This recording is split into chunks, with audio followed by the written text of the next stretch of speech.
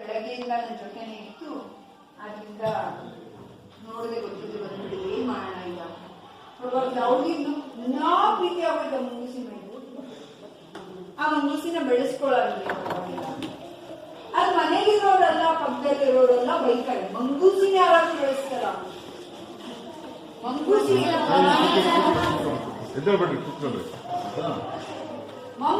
ಏನಾದ್ರು ಮಾಡಕ್ಕಾಗಲ್ಲ. ಹಾಗೆ ನೋಡಿ ಒಂದು ಸ್ವಲ್ಪ ತಿಂಗಳಾದ್ಮೇಲೆ ಅವಳು ಗರ್ಭಿಣಿ ಆಯ್ತು. ನಾ ಮಂಗೂಸಿ ಮೇಲೆ ಬಿದ್ದು ಅದೇ ನಮ್ಗೆ ಗುಡ್ಲಾಗ್ತಂತು, ಅದರಿಂದಾನೇ ಆಯ್ತು ಅನ್ನೋ ತರ. ಮಂಗೂಸಿ ದೊಡ್ಡದಾಗ್ತಾ ಆಗ್ತಾ ಇವಳಿಗೂ ಮಗು ಆಯ್ತು. ಮಗು ಹುಟ್ಟಿಸು ಎಲ್ಲ 3 ಜನನು ಪ್ಲಸ್ ಮಗು ಜೊತೆ 4 ಜನನು ಚೆನ್ನಾಗಿ ಬೆಳ್ಕೊಂಡಿದ್ದಾರೆ. ಒಂದಿನ ಅವನು ಕಾಡಿಗೆ ಹೋಗಿದ್ದ ಸೌದೆ ತರಬೇಕು ಅಂತ. ಮನೇಲಿ ನೋಡಿದ್ರೆ ನೀರಿಲ್ಲ, ಮಗು ಮತ್ತು ಮಂಗೂಸಿ ಮಾತ್ರನೇ ಇದ್ದಾರೆ. ಏನ್ ಮಾಡೋದು? ಮಂಗೂಸಿ ಅಂತ ಯಾವಾಗ್ಲೂ ಮಾತಾಡೋದ್ರ, ಮಂಗೂಸಿ ಪಾಪುನ್ ನೋಡ್ಕೊಂಡು ಕಾಲೆಲ್ಲ ಆಡ್ತಾ ಇದೆ, ನಾನು ಸ್ವಲ್ಪ ಹೋಗಿ ಹಂಗ್ ಬರ್ತೀನಿ ಅಂತ ಹೇಳ್ಬಿಟ್ಟು ಬಿಂದಿಗೆ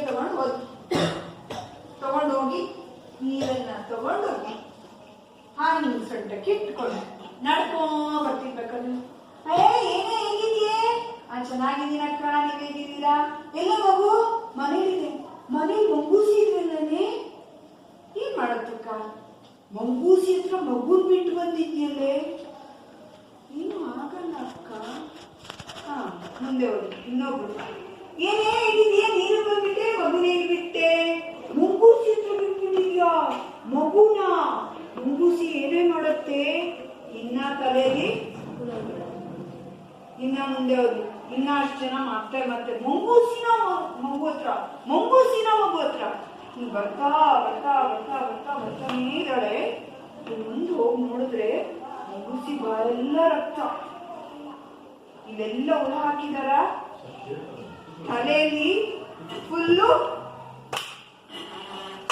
ಭಯ ಬಂತು. ಅಷ್ಟೇ ಹೋಯ್ತು. ಎಲ್ಲಾರು ಹೇಳಿರ್ತಾರ ನನ್ ಮಂಗೂಸಿ ಏನೋ ಮಾಡುದು ಅಂತ. ಬೆಂಕಿ ಡಮ್ ಅಂತ ಹಾಕಿದ ತಕ್ಷಣ ಮಂಗೂಸಿಗೂ ಶಾಕ್.